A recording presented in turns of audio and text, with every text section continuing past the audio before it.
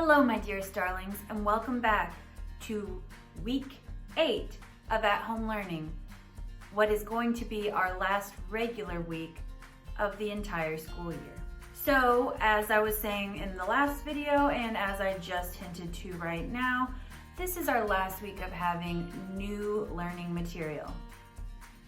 Next week is going to be mainly just a week to finish up your assessments and catch up on any missing work. And then we will be done with the 2019-2020 school year, if you can believe it. So today we're wrapping up our Stories of Survival unit. We're going to read one more story together. I'm going to give you an additional optional text that you can read on your own. And then in terms of assessments, there are no new IXLs this week. We're just going to work on catching up on any that we haven't had a chance to do yet. There's no more reading logs. Blue was our last reading log, so if you have that complete and you've turned in all your previous reading logs, you're done with that. And in terms of assessment, we have one more required assessment and then one optional assessment.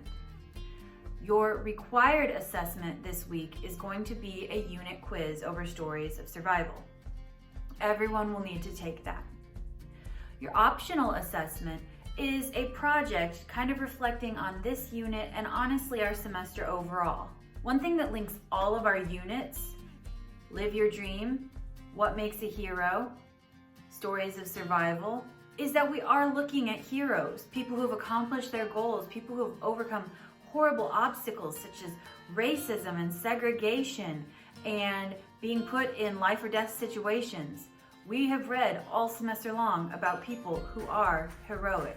For this optional assignment, you're going to take our essential questions for this unit and apply them to the whole semester. What makes a hero? How do we survive adversity and overcome obstacles? To what extent can we control our fate or future? For this project, you can either write me an essay, you can create a Google slideshow, you can make a video. There are a lot of digital options for how you could demonstrate your understanding of this topic. If we were in school right now and doing traditional learning, this would be a required assignment for all students. But since we are not, this is an option for you. Many of you have struggled with the assessments, with the quizzes and whatnot. Part of that is just maybe it was challenging for you. Part of that is maybe we weren't fully taking advantage of our resources. Either way, I wanted to give you this final opportunity to improve your assessment grade. So this will be an optional 40-point assessment grade. If you choose not to do it, I will simply exempt you from it. It won't impact your grade one way or another. Just know it's an option for you. The assignment sheet and score sheet are attached with all of our resources here today. So when I was first teaching the Stories of Survival unit, I actually came up with those essential questions largely from the text that we're going to read today. The thing that's really unique about today's text, Deep Survival, is that it is not just one survival story, but several survival stories. Skill-wise, we're going to keep in mind the concepts we've been looking at throughout this whole unit. The idea of author's perspective. How does the author reveal through tone, word choice, connotation, and text details his or her perspective on the subject? Much like John Krakauer in his author's note, our author in this story actually kind of has a presence in the story. Our author, Lawrence Gonzalez, begins by putting out to the reader the question that he asked himself that drove him to write this text. He gives us his question for inquiry. So I'm going to start. Everybody should have Deep Survival open. We're going to read this first page, which is essentially his introduction to the piece. Then we're going to make sure we have clearly identified his inquiry question so that we kind of have a better understanding going into this text. What is his perspective on the 3 subjects we're going to read about? This is a longer story and there are a lot of text features, so I'm going to be super quick with my preview. If I were doing this on my own, I would take my time and read all of my subtitles and all of my captions so I had a better sense of understanding. But what I do know is on this second page here, it says Lost in the Jungle, and then I see pictures of an airplane wreck. So I can assume one of my stories has to do with that. On the next page, it says Struggling in Space. And again, I see an astronaut. So I can assume that my second story has to do with space. Then the next page says Shipwrecked, and I see a man in a raft holding what looks to be a harpoon. So I assume someone gets stranded at sea. And then that looks like it takes me till the end of the text. So for these 3 stories of survival, we're going to be in a jungle, we're going to be in space, and we're going to be out at sea. Let's start again with that author's introduction. This is page 19 of Deep Survival. Wait, whoa, whoa, whoa, whoa, whoa, whoa, whoa, whoa, whoa, whoa, whoa, whoa, whoa, whoa. Let's get the storytime filter on. Deep Survival, Who Lives, Who Dies, and Why, by Lawrence Gonzalez. As I grew up, the fantastic stories I'd heard as a young child turned out to be true. They were the stories of a young man falling out of the sky.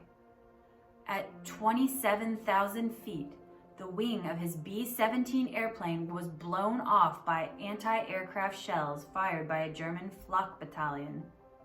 That young man was my father, Federico Gonzalez, a first lieutenant near the end of World War II. His aircraft broke in 2, and of the 10-man crew, he was the only survivor. He's still alive as I write this. My interest in survival began when I was a child and learned what my father had done in the war, that he had lived while so many others had died. His survival made me believe that he had some special quality. I felt that I ought to have it too. We lived on a bayou in southeast Texas, and from about the time I was 7, it was my private wilderness, with alligators, rattlesnakes, and other strange displaced characters. I deliberately took risks so I might survive them. When I was in 4th grade, I began writing about the risks I took. By the time I was in my 20s, I was doing it as a journalist. I'd always come home from a story wondering, do I have it now? Am I a survivor? Or is there more? With my interest in science then, I thought there must be some research that could help me to understand the mysteries of survival. I knew, for example, that an experienced hunter might die while lost in the woods for a single night, whereas a 4-year-old might survive. When 5 people are set adrift at sea and only 2 come back, what makes the difference? Who survived Nazi prison camps? Why was a 17-year-old girl able to walk out of the Peruvian jungle while the adults who were lost with her sat down and died? As I raked the ashes of the catastrophe, I began to see the outlines of an explanation. I studied recent research on the way the brain works. I also became familiar with the principles of risk-taking and survival that have been around for centuries. These principles apply to wilderness survival, but they also apply to any stressful, difficult situation. It's easy to imagine that wilderness survival would involve equipment, training, and experience. But it turns out that at the moment of truth, those very things can betray you. It's not what's in your pack that separates the quick from the dead. It's not even what's in your mind. Corny as it sounds, it's what's in your heart. Okay, so if this were a traditional essay, this would be like the introduction. And as any experienced writer knows, we end our introduction with a thesis statement, the thing that we are trying to prove with our writing. So the inquiry question that Lawrence Gonzalez asked himself is, what makes a survivor? He was fascinated with the idea of survival, and he had seen how his father survived in extreme circumstances and had always kind of sought to understand it better. So he did a bunch of research on different stories of survival with that question in mind. What separates this person from this person in terms of survival? How does one person live and in the exact same circumstances another person dies? And his answer to that question, his thesis statement, is that no matter how prepared or trained or equipped you are, the thing that really matters in survival situations is your heart, your spirit. So that is the thesis. That's the thing he is trying to prove with his work.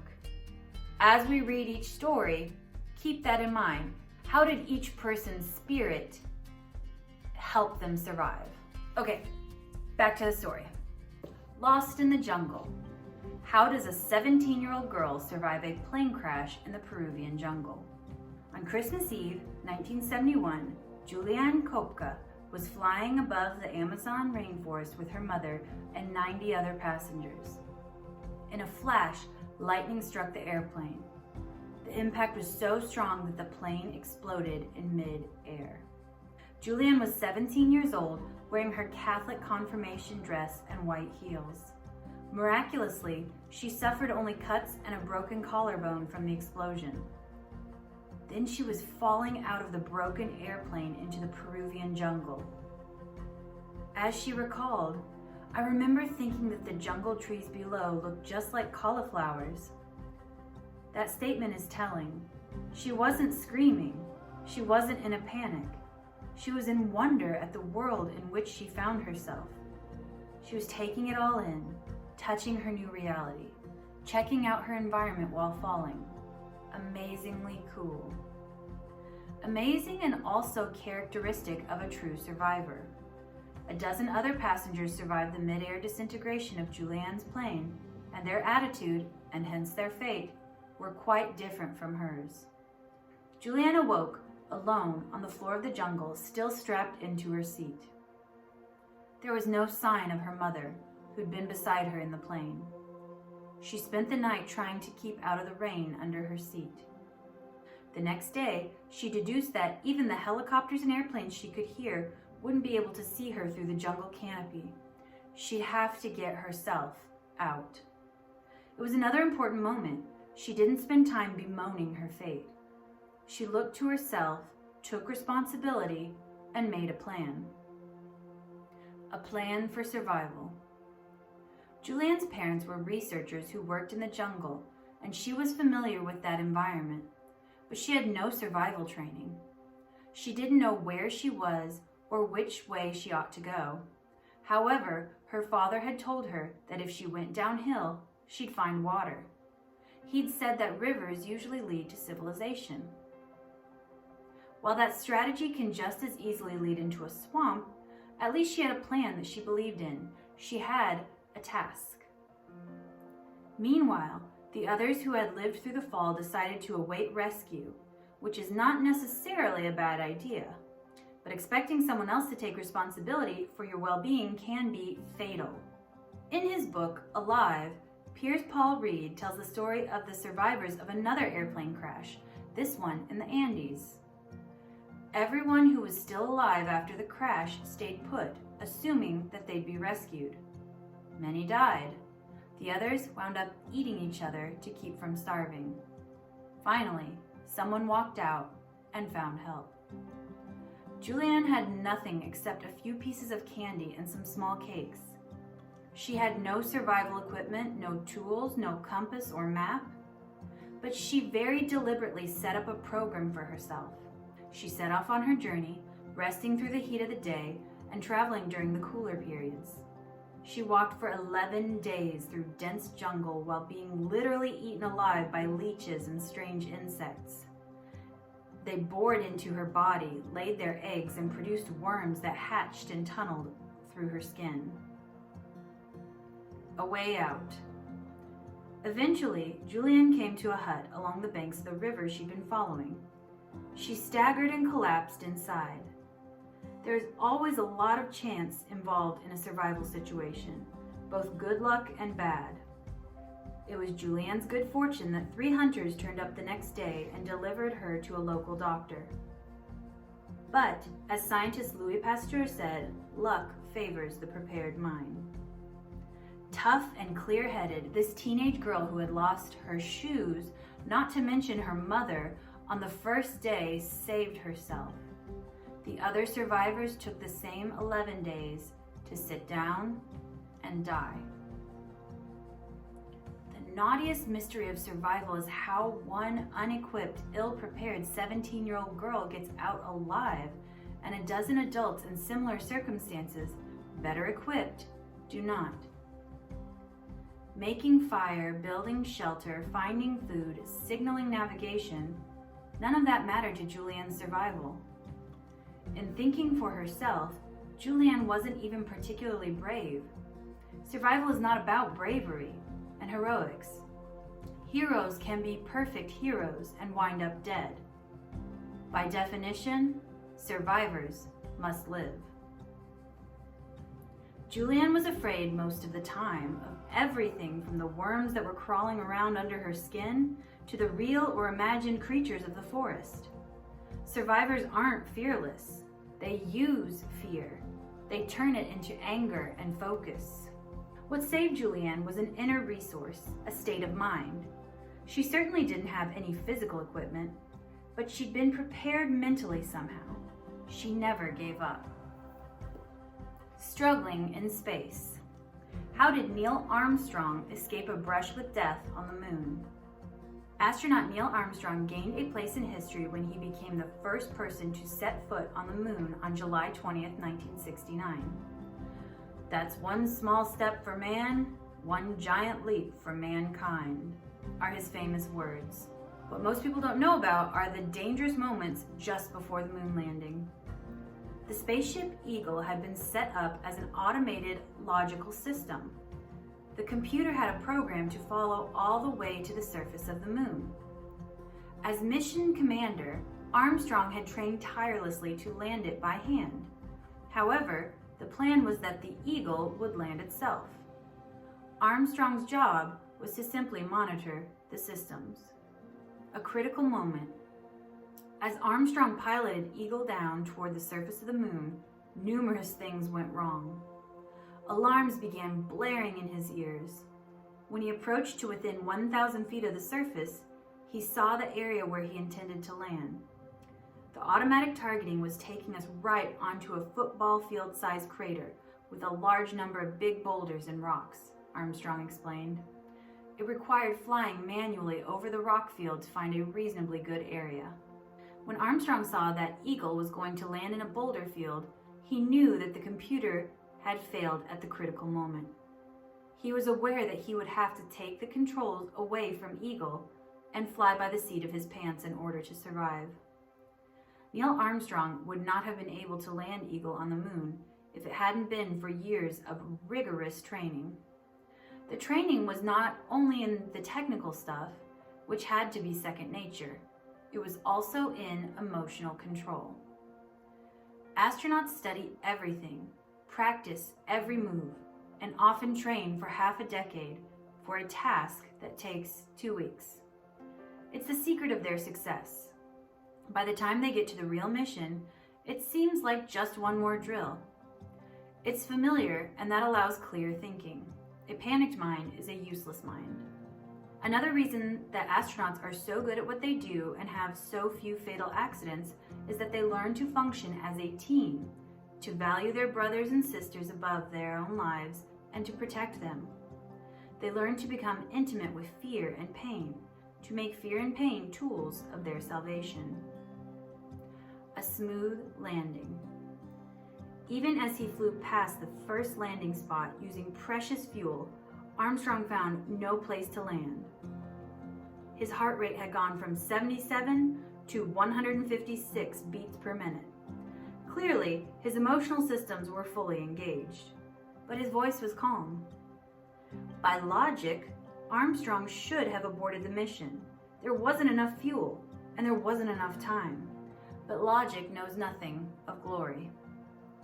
Instead, he chose another area to land, but it was no good, more boulders. Zooming along, he chose yet another. That was no good either. At last, he saw a decent spot.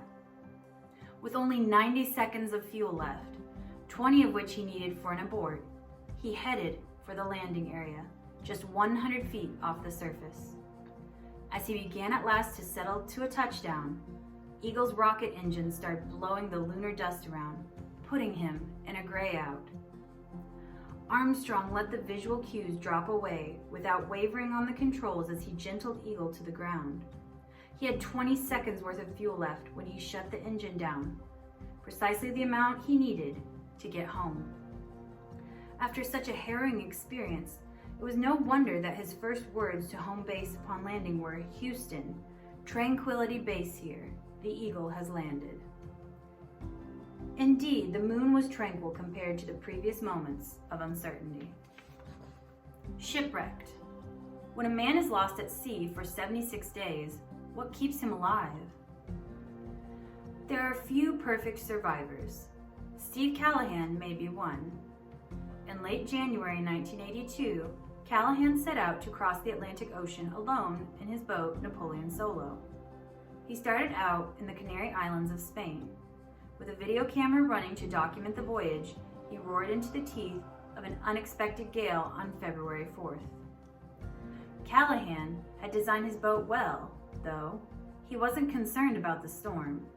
He had a glassed-in pilot house from which he could steer and plenty of experience with storms. Just before midnight, he ate some chocolate, did an inspection of his boat, and went to bed. In the early hours of the morning, Callahan shot out of bed at the sound of a loud noise and a rush of water exploding into the cabin. He was waist deep in water and had to dive in total darkness to grab his survival bag. He failed. It sank to the bottom of the ocean, along with his sailboat. As it was, Callahan barely got out with his life. Awash in water on deck, he managed to get his life raft out into the heaving waves. He put his knife in his teeth before abandoning ship. Then he noticed the video camera. "Its red eye winks at me," he wrote in his best-selling book, Adrift, 76 Days Lost at Sea. Who is directing this film? Even as his entire life support system was being wrenched out from under him, Callahan was able to stand outside the situation and laugh at himself, pretending to be the dashing buccaneer. That's some admirable cool. Taking control of the situation. On his first full day adrift, Steve Callahan began a diary. Notes on his health, the condition of the raft, and the status of his supplies. He was orderly. He set small tasks. He took responsibility and focused tightly. But he never lost his sense of humor. "I continue to make light of whatever I can in order to relieve the tension," he said. Leadership, order, and routine are all important elements of survival. Callahan had established all three before 24 hours had passed. When you are adrift in a survival raft, within 24 hours, your skin succumbs to hundreds of sores caused by salt water. Callahan couldn't sleep because of the pain. From time to time, he'd succumb to attacks of emotion, which he had to fight to control. "I want to cry, but scold myself. Hold it back. Choke it down. Survival. Concentrate on survival," he told himself. Survivors develop a mantra. It can be anything. Callahan seems to have been nothing more than the word survival itself. Over and over again, he'd say something like, "Concentrate on now, on survival. Prepare for the unexpected." Survival starts before the accident. Napoleon Solo didn't sink immediately, but floated for a while. That was the result of Callahan's meticulous planning. Callahan, a boat designer, built the 21-foot cruiser himself. In its design, he had included several watertight compartments to prevent or prolong sinking.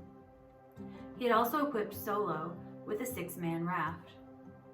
Another factor in Callahan's survival was how generally well prepared he was. In addition to all of his experience at sea, he had read a great deal. He even carried Dougal Robertson's book, Survive the Savage Sea, an account of being sunk by a whale and drifting for 38 days. Callahan knew that few castaways made it past a month, but significantly, he knew that it was possible. He knew something that every survivor must bind to his heart with hoops of steel. Anything is possible. Callahan began steadying his resolve. "I've got to do the best I can," he told himself. "The very best. I cannot shirk or procrastinate. I cannot withdraw." A survivor's attitude. Survival had always been part of Callahan's way of life. Those are the people who survive best. After experiencing a hurricane as a child, Callahan put together a survival kit with money, a knife, fishing tackle, and a few other things. "If anyone survived, it would be me," he told himself. Also, he was once bedridden due to blood poisoning when he was a teenager, but exhibited a survivor's attitude even at the age of 16. "Instead of dwelling on my ailment, I told myself that at least I still had a clear head, strong arms, and one good leg." In the hurricane, in the sailing he'd done, Callahan had experienced forces that could kill him. He had patience and humility.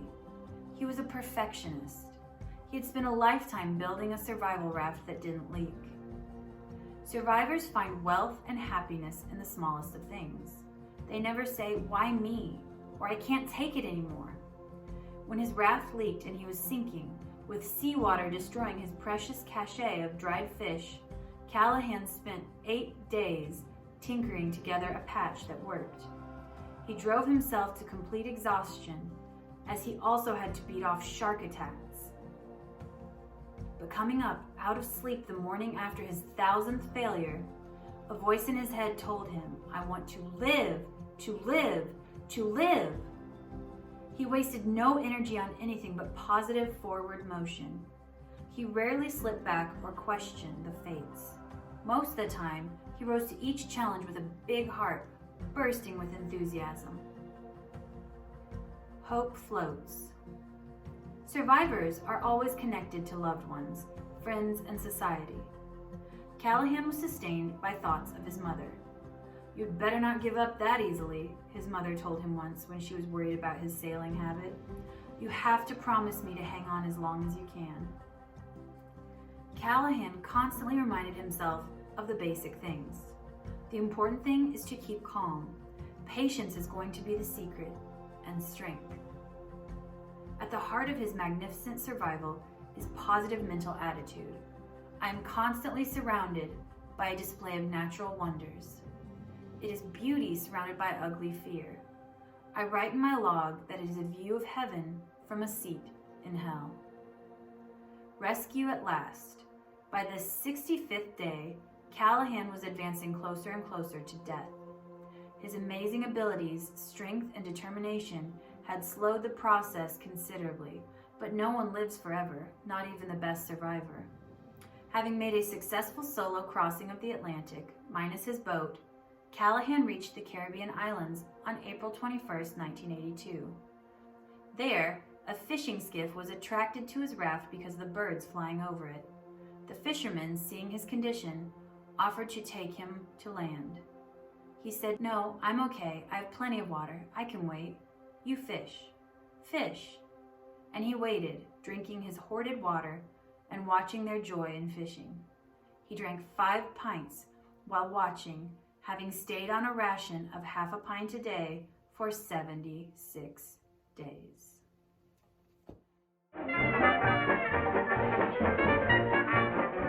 Those are some pretty incredible stories, right? It may feel a little bit like the author just kind of cut us off right there at the end. However, if we read carefully at the beginning of the story, we see that this is not a short article, nor was it ever intended to be this length. This piece is actually an excerpt from a much larger text. So that's why we don't really get a sense of conclusion at the end. I kind of like that though, because we had that question posed to us at the beginning that we as the readers now have to answer. What makes a survivor? Lawrence Gonzalez was a very present author, and he made it very clear how each of our survivors utilized their strengths to survive in circumstances where many others would not have made it.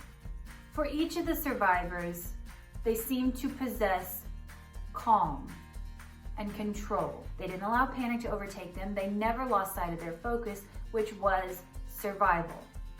We know, as we are kind of in our own survival story right now, that sometimes it is easy to get overwhelmed by the situation you're in and find yourself focusing on the negatives and the things that seem impossible. The author makes it clear through telling these stories that that kind of thinking leads to defeat. The reason our 3 subjects of focus here survived is that they never let themselves get overwhelmed. They stay focused on the small tasks at hand. What do I need to do now to continue to pursue that ultimate goal of survival? What must I do? That leads me to the second point. Each of these people took action. They didn't make their survival someone else's responsibility. Each of them went to great lengths to make sure that they were doing everything they could to be rescued or survive. In the beginning of the story, Gonzalez had said it was a matter of heart. I think each of these people also demonstrated a passion for survival, hope to keep going. And I think if we'd read the whole text, we would have figured out that that hope is key in survival. It gives the motivation to keep moving on. In terms of our skill set, we'll take it a little bit light this week. There is some connotative language. I don't know if you guys picked up on it, but the author interjects himself several times describing behavior.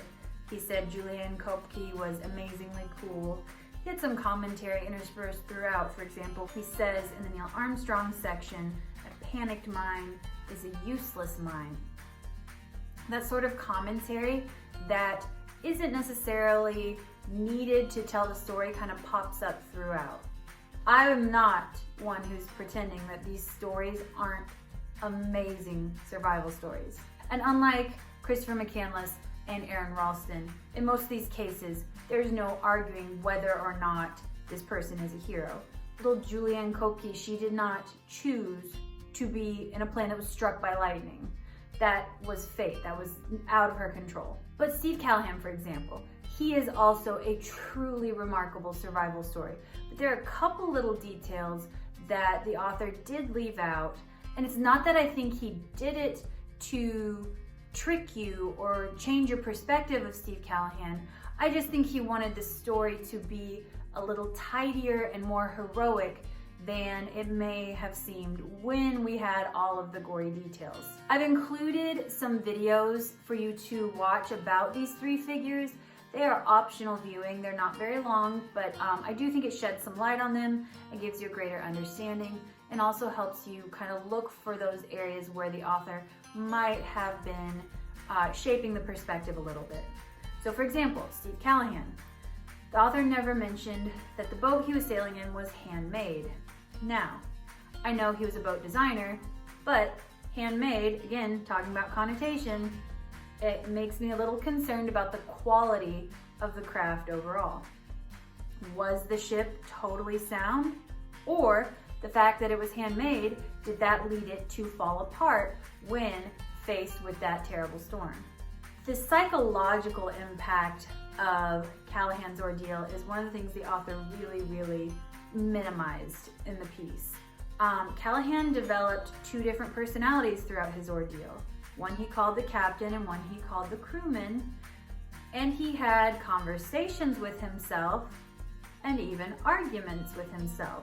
Now, naturally, we're all feeling frustrated just being cooped up at home. I can't imagine 76 days at sea, what that would do to your mind. But he literally split his personality in two. He called the fish that surrounded his boat his doggies. And in terms of the physical effects on him, Callahan lost 40 pounds. He was already a lean man to begin with, so he's very emaciated by the end of this. And those sores that are referenced in the text, it actually developed into such a nasty skin disease that by the time he was rescued, his skin was just kind of sliding off. Super gross to imagine. But again, I don't think the author was doing these things to intentionally leave things out of the story.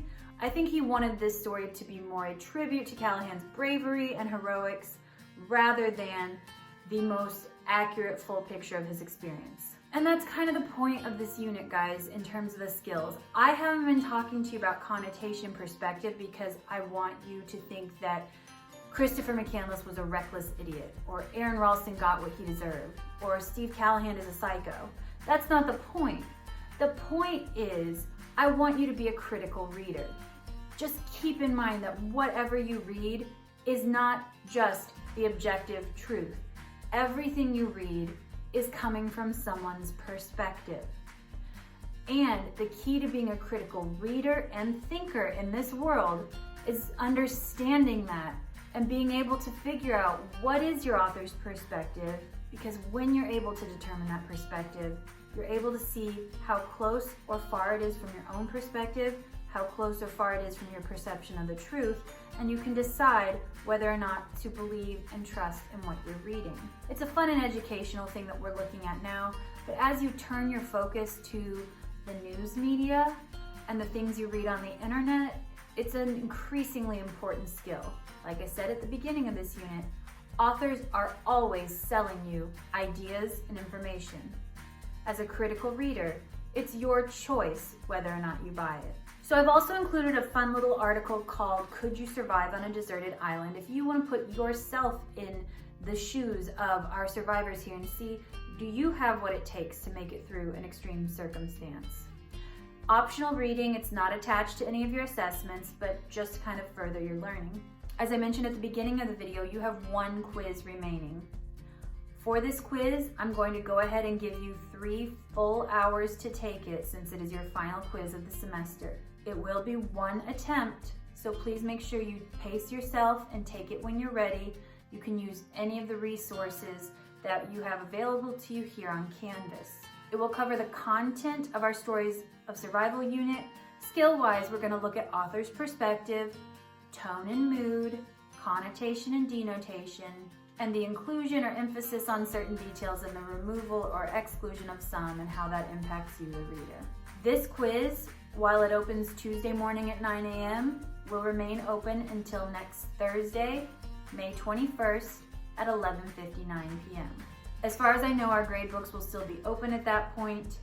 I think they should hopefully remain open for a while, so I don't see any issue with that, but please take it by next Thursday because that's the last day of school. Again, the project I'm attaching is optional. Remember, for that you can use texts from any unit we've done. The goal is that you take each of these essential questions that I have posed and you provide text examples to support it. So if I said, what makes a hero? Well, hi, we just read a story that outlines what makes a survivor, which oftentimes we might say makes a hero. Or I might think back to the Little Rock Nine and say that a hero is someone who dedicates themselves to a cause even when the whole world feels like they're against them. I could use the specific text example of Daisy Gatson Bates always fighting for civil rights and working with the NAACP, even when it caused her to get threats against her own life. That, to me, is a hero. Also, guys, note that's a very specific text example, right? That's what I'm looking for. I don't want a hero is someone who is brave. Such as Samantha Larson scaling Mount Everest with her father when she was just a teenager. That's an example of bravery. So make sure for whatever answer you give that you give me at least 2 or 3 text examples from literally anything we've read all semester. Just kind of think of this in terms of a ma'am response, really, for each of these questions. And again, you don't have to do this project, but if your grade is not where you want it to be, I encourage you to do it.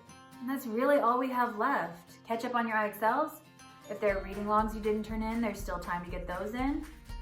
And just take this last quiz and do the project if you want. Other than that, we're done with reading. Spring 2020 semester in the books. So guys, I'll say it again. Office hours. Come see me. Ask questions. I'm here every day.